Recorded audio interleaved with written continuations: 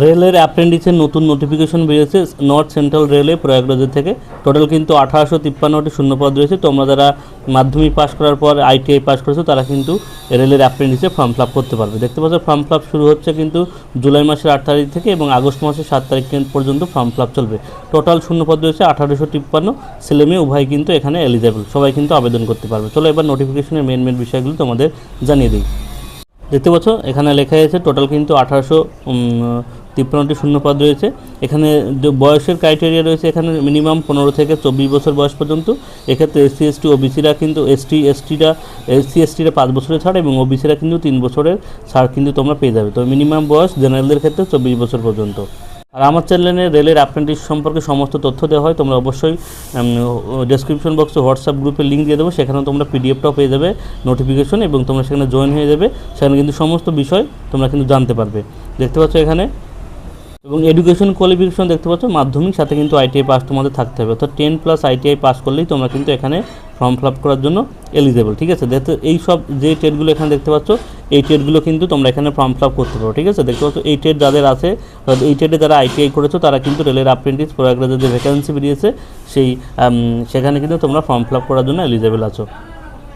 দেখতে পাচ্ছ এখানে নিচের দিকে আরও আছে, দেখে নাও। যারা এইগুলো নোট লেখা আছে দেখতে পাচ্ছ, নোটে লেখা আছে 7/7/2026, অর্থাৎ তোমাদের যাদের ITI কমপ্লিট হয়েছে 7/7/2026 অর্থাৎ জুলাই মাসের 7 তারিখে পর্যন্ত যাদের ITI কমপ্লিট হয়েছে অর্থাৎ রেজাল্ট সার্টিফিকেট পেয়ে গেছো তারাই কিন্তু এখানে এলিজেবল। লাস্ট অ্যাপিয়ারিং কিন্তু এলিজেবল না। ঠিক আছে, এখানে দেখতে পাচ্ছ অ্যাপ্লিকেশন ফিস লাগবে টোটাল কিন্তু জেনারেলদের ক্ষেত্রে 100 টাকা এবং SC/STদের কিন্তু কোনো অ্যাপ্লিকেশন ফিস কিন্তু লাগবে না।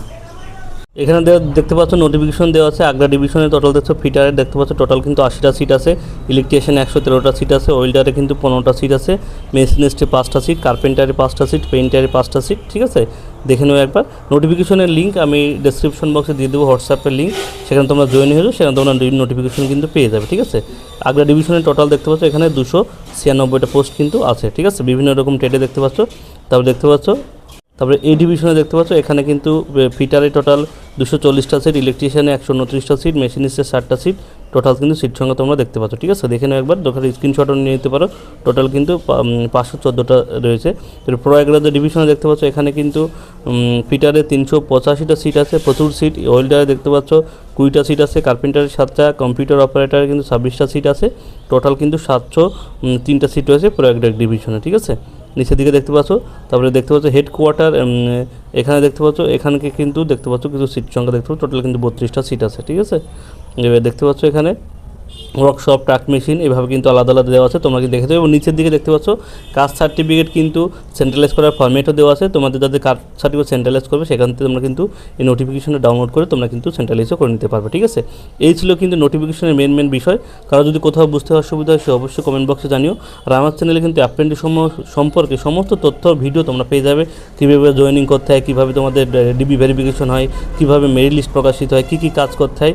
অর্থাৎ অ্যাপ্রেন্টিস সম্পর্কে সমস্ত তথ্য পেতে হলে অবশ্যই চ্যানেলটি সাবস্ক্রাইব করে রাখবে এবং নিচে দেওয়া লিঙ্ক দিয়ে তোমরা অবশ্যই হোয়াটসঅ্যাপ গ্রুপে জয়েন হয়ে যাবে। সবাইকে ধন্যবাদ, সবার সুবিধার্থে ভিডিওটি শেয়ার করবে।